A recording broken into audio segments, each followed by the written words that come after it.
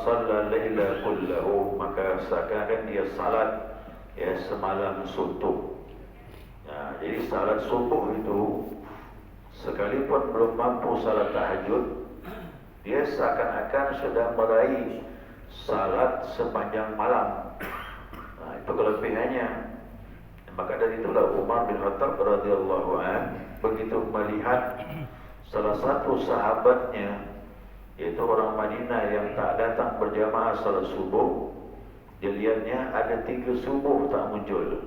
Karena dua kemungkinan, orang tak datang itu biasanya sakit. Dia pun datanglah membesuk. Dia datang membesuk, ketemu ibunya di rumah, tapi anaknya tidak di rumah. Kata Umar, kemana anakmu? Sakit ke dia? Tidak. Dia tak di rumah, keluar. Dia menerapkan salat tahajud, salat malam. Cuman sebelum subuh dia ngantuk tidur. Dia ngantuk tidur. Kemudian subuhnya kesiangan. Subuhnya kesiangan. Umar bilang, salat subuh berjamaah itu lebih baik daripada yang dilaksanakannya salat tahajud itu. Jadi makanya yang tahajud ini pun hati-hati juga. Jangan sampai tahajud subuh kebablasan. Subuh kebablasan. Makanya tahajud ini menurut kemampuan. Nanti jangan tahajud jam 1, jam 2. Nanti jam 3 dah ngantuk. Setengah 4 tidur. Bangun jam 6. Ini kacau. Lebih baik akhirkan. Akhirkan. Mungkin jam 3, jam 3.30. Nah, masalah yang penting subuhnya tak ketinggalan. Maka dengan hadis ini sebenarnya Nabi menyuruh kita menjaga salat berjamaah. Itu lebih baik daripada salat sunnah. Bayangkanlah subuh berjamaah seperti orang salat semalam suntuk, besar fadilahnya itu. Besar fadilahnya utamanya. Karena ada kelebihan. Dengan berjamaah itu banyak kelebihannya. Satu diterima, semuanya terima. Dan kita kan tidak tahu. Ada yang mengatakan setiap ada 40 orang, boleh jadi satu orang itu termasuk yang diridai Allah. Satu diridai Allah, semuanya pun masuk. Itu kelebihannya. Apalagi dalam sebuah hadis Nabi menyebutkan mengenai salat subuh ini. Ini dua salat ni orang munafik tak sukanya. Ni dua salat ni, subuh dengan Isya. Paling benci betul orang munafik ni. Apa siapa ni heran? Musuh betul dengan dua salat ni. Subuh dengan Isya. Kan orang tak ramai. Dalam salah sebuah hadis, riwayat Ibnu Majah, Nabi bersabda, "Man shalla subha fahuwa fi dhimmatillah." Siapa yang salat subuh, dia dalam jaminan Allah. Dia ada dalam jaminan Allah. Maka hati-hati kata Nabi dengan orang yang di dalam jaminan Allah. Nabi melarang orang yang menyakiti yang waktu itu dia salat subuh. Boleh jadi Allah tak redha. Takutnya ada balasan dari. Kenapa? Jadi dikatakan fi dhimmatillah, dia dalam jaminan Allah. Allah menjamin kehidupan dia dari pagi sampai terbenam matahari bagi yang salat subuh berjamaah. Ada sebuah kisah ni, yakni Salim bin Abdullah bin Umar, di tabi'in ni. Dia ini termasuk bagian mengeksekusi. Ada raja namanya Hajjaj bin Yusuf kejam dia. Makanya Hajjaj bin Yusuf ini termasuk sejarahnya itu lembarannya banyak hitam. Dia penguasa yang kejam. Orang yang tak sependapat eksekusi. Bukan lagi dihukum, kita eksekusi. Jadi Salim bin Abdullah bin Umar ini dia termasuk bagian mengeksekusi ini.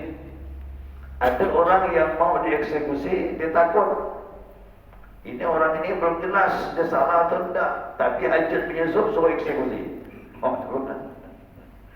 Akhirnya pas waktu mau dieksekusi, Salim bin Abdullah bin Umar tanya dengan orang tersebut yang mau dieksekusi ini, "Tadi kau salat subuh tak?" "Salat subuh." "Ada, tak apa." Pergi dia menghadap Hajar bin Yusuf. Tuhan, wahai penguasa, dia bilang, saya tidak mau mengeksekusi. Ya, kalau mau suruh orang lain silakan. Kenapa? Kata Hajar bin Yusuf, subuh tadi disyarat berjamaah. Allah bilang, masalah subha fahuwa fi dhimmatillah. Siapa yang salat subuh berjamaah, maka dia dalam jaminan aku tidak mau mengeksekusi, membunuh orang dalam jaminan Allah. Tak bisa apa-apa Hajar bin Yusuf. Ini orang cerdas ni kan, macam mana mau menghindar ini. Nah, silakanlah suruh orang lain. Aku tak berani, kata dia. Nah, akhirnya orang itu dimaafkan oleh Hajar bin Yusuf, tak ada masalah. Orang yang nunggu siapa yang disuruh mengeksekusi ini. Ternyata akhirnya orang itu dimaafkan. Terbukti dia tidak bersalah. Masya Allah. Jadi ini cerita macam ini kan kerana mereka bukannya bertaklid, menghindar hukum, tak. Tapi memang sebab dia tu kan. Memang orang-orang yang salat subuh ini insya-Allah diberkahi oleh Allah SWT. Kerana subuh ni salat yang paling berat. Yang 5 waktu salat subuh yang paling berat. Nah, makanya yang paling berat ini kalau bisa kita jaga, insya-Allah yang lain mudah. Nah, bagi dua ni, subuh bisa berjamaah, isyak bisa berjamaah. Ya. Nah, yang lain insya-Allah mudah. Yang paling mudah insya-Allah. Nah, dan kata Imam Ghazali rahimallahu taala, Imam Ghazali berkata, maka seyogyanya janganlah engkau tinggalkan sembahyang berjamaah. Nah, kata Imam Ghazali, padahal subuh ini wali besar. Makanya tidak ada ilmu tasawuf menyepelekan syariat Nabi Muhammad SAW atau masuk salat berjamaah ini. Ya, janganlah kau tinggalkan sembahyang berjamaah itu. Maka jikalau tiada engkau perbuat yang demikian itu, kalau memang kau tak melakukan salat berjamaah, apa faedah bagimu di dalam menuntut ilmu? Untuk apa kau belajar? Udah kau belajar, kau sia-siakan, untuk apa kau belajar? Nah, dan hanya saja faedah ilmu itu diamalkan. Jadi ilmu itu akan ada buahnya kalau diamalkan. Kita dah belajar berjamaah fadilah, sudah berusaha kita berjamaah. Nah, maka hendaklah engkau berjalan ke masjid itu dengan jangan berlari. Ini lain masalah ni ya. Nah, jadi maksudnya tadi bahwasanya salat berjamaah itu dia tahu betul fadilahnya, keutamaan, kerana berita ini bukan sembarangan, datang dari Nabi Muhammad SAW. Jadi orang-orang tariqah itu sebenarnya menjunjung tinggi syariat Nabi Muhammad. Jadi kalau ada tarekat orang-orang tasawuf yang tak mau lagi berjamaah di masjid, hati-hati, dia telah tergelincir, dia tertipu oleh syaitan. Ya, dia tertipu oleh syaitan. Nah, jadi tidak ada alasan kita tidak berjamaah untuk laki-laki ya. Nah, untuk laki-laki tidak ada alasan untuk tidak berjamaah, kecuali ibu-ibu. Memang ibu-ibu ini tidak ada anjuran yang kuat, tapi ke masjid boleh. Nah, la tamna'ul nisa'ukumul masajid. Jangan kau larang perempuan-perempuanmu ke masjid. Nah, kata Nabi, jangan kau larang mereka, isteri-istrimu ke masjid. Nah, cuman buyutuhunna khairul lahunna, di rumah mereka lebih baik. Jangan larang ke masjid, tapi di rumah lebih. Artinya ke masjid silakan, di rumah pun bagus. Nah, kalau mau ke masjid silakan. Sering disampaikan dengan 4 syarat. Pertama, pakaian sopan memang dan nutup aurat. Yang kedua, jangan pakai wangi-wangian yang menyolok. Yang ketiga, masuk masjid dari pintu yang berbeda. Jangan satu pintu sama-sama masuk. Berselesaikan. Yang keempat, jarak. Ada jarak satu perempuan dengan laki-laki, bagi ada hijab seperti ini, amanlah sudah. Nah, kalau 4 syarat ni ada, silakan datang ke masjid. Kalau 4 syarat tak dipenuhi, lebih baik di rumah lah sudah. Ya, di rumah tu lebih baik. Tapi kalau untuk belajar harus datang. Macam belajar pengajian ni, suami tidak bisa ngajar. Kalau belas suami-suami ini kan tak semuanya dari alumni pesantren, dari madrasah, dari aliyah. Nah, banyaknya kan juga dari sekolah umum. Nah, bagaimana nih? Saya tak pandai ngajar nih. Ayo, bawalah istri ke masjid. Bawa istri ke masjid, sama-sama duduk majlis. Jangan istri yang ke masjid, suami balik. Nah, ini tak betul. Suami pulang ke rumah, istri suruh belajar. Nanti istri ngajar dia. Ya, itu pun kalau berbesar hati, biasanya suami tak mau dia jadi istri. Ya. Nah, kemudian hendaklah engkau berjalan ke masjid itu jangan berlari. Berlari atau tergesa-gesa. Ya, berjalan cepat pun tak bagus. Jalan saja normal. Kenapa? Nanti sampai ke masjid, kalau memang orang dah mulai salat, itu takbiratul ihramnya tidak tenang dia. Karena salat ini kita harapkan khusyuk menghadap Allah Subhanahu Wa Taala. Nah, kalau tergesa-gesa ke masjid, orang sudah mulai salat, dia mulai dari takbir pun maaf, nafasnya turun naik masjid. Tidak ada khusyuk itu. Ya, jalan saja. Nah, apa yang kita dapat lakukan, kekurangan kita tambah. Nah, kalau memang ada waktu dalam perjalanan tadi, bacalah olehmu pada ketika berjalan itu. Ini ada doanya. Ini pun kalau hafal lah, panjang tak doanya ni. Nah, memang ini doa dari Nabi SAW.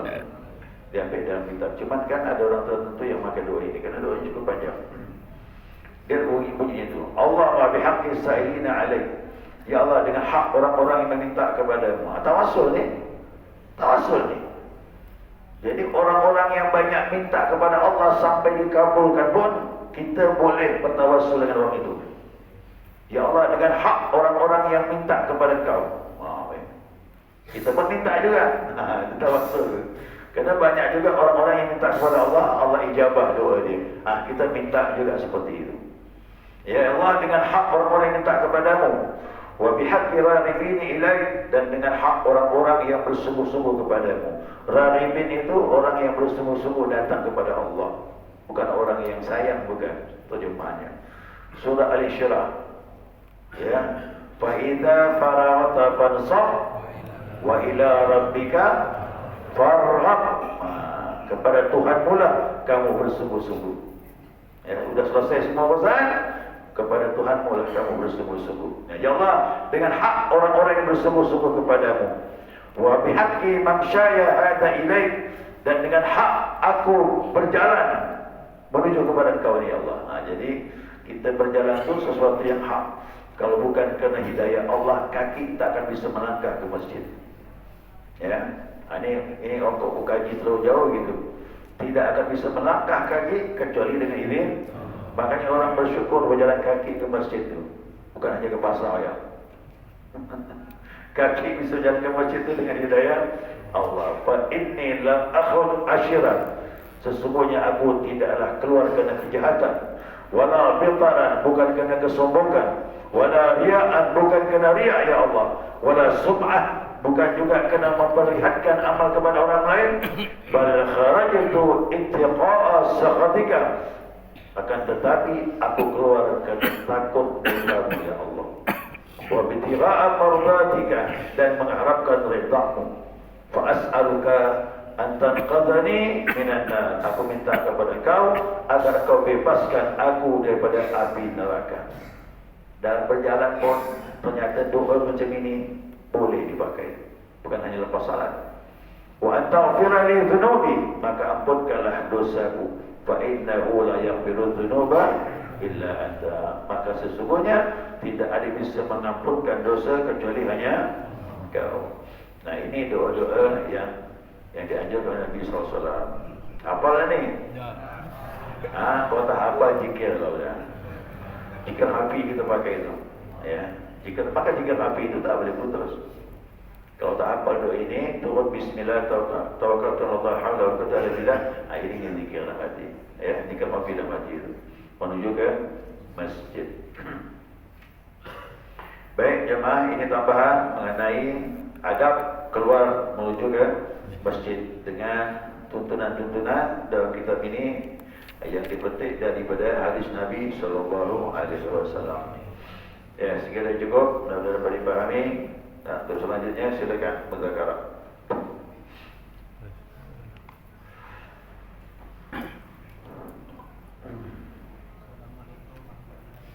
Waalaikumsalam. Mik kasih dulu.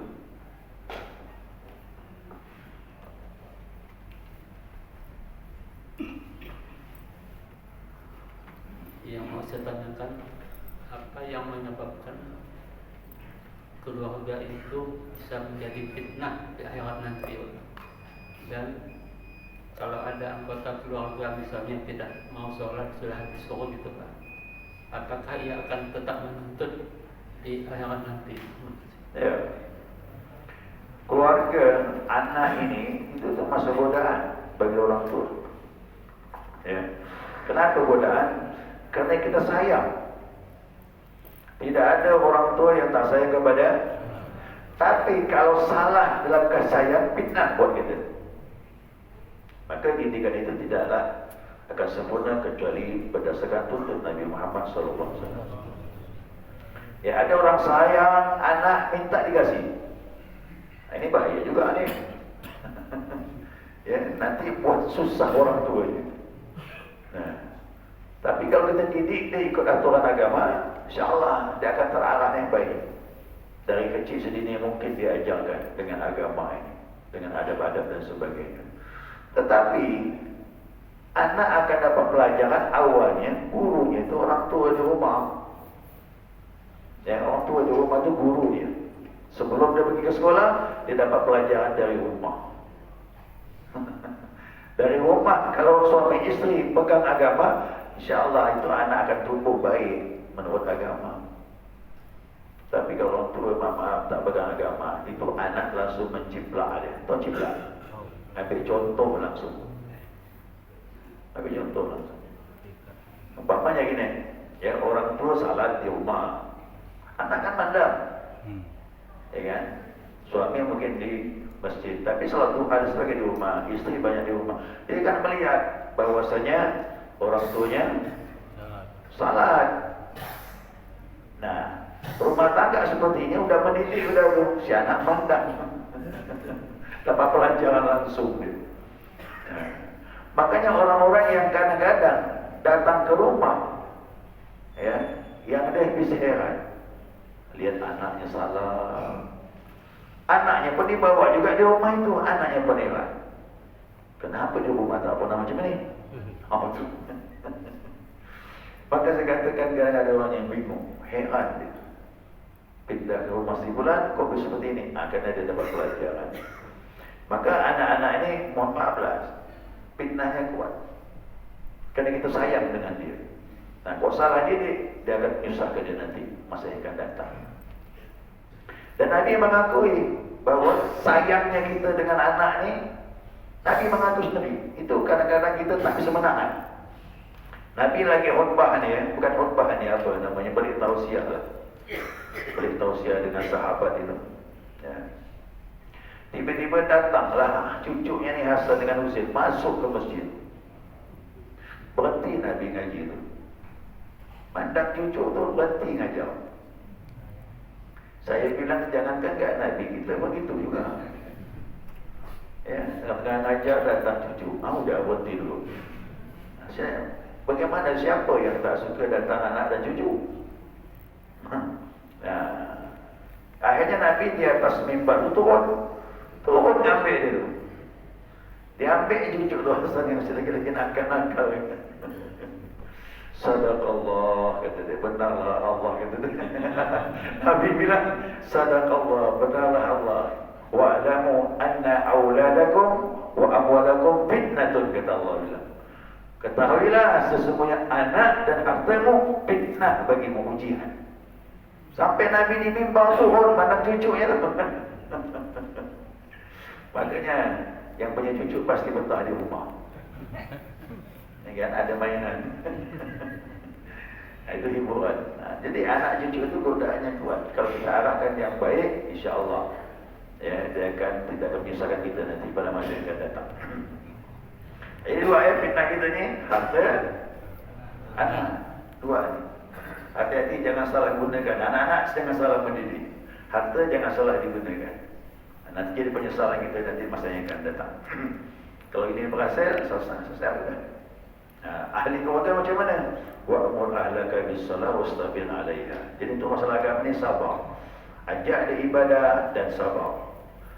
Sabar. Orang tua pun sabar mengajar anak itu ibadah kepada Allah Subhanahu wa taala. La nasruka rizqan, kami tak menuntut rezeki. Nahnu narzuquka, kami yang menjamin. Tapi masalah ibadah itu tergantung kalian mendidiknya. Itu maksud Allah Subhanahu wa taala. Yang mudah-mudahan anak kita jadi anak yang saleh dan saleh. Waktu habis. Saya baik insyaallah. Untuk Kamis yang akan datang kita tidak ada